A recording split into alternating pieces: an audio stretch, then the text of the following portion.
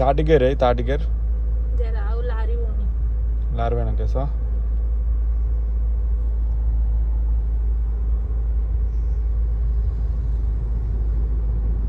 భయపడొద్దు, భయపడితే భయం అవుతుంది, భయపడకుండా నడపాలి.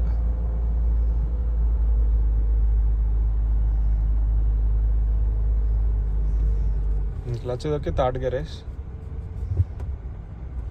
అంతే. స్టైరింగ్ అవుట్ కానియద్దు, స్టైరింగ్ కరెక్ట్ పట్టుకోవాలి. స్టైరింగ్ అవుట్ అయిందంటే ఇప్పుడు పక్క నుంచి వెహికల్స్ వస్తాయి అనుకో, తగిలిస్తారు.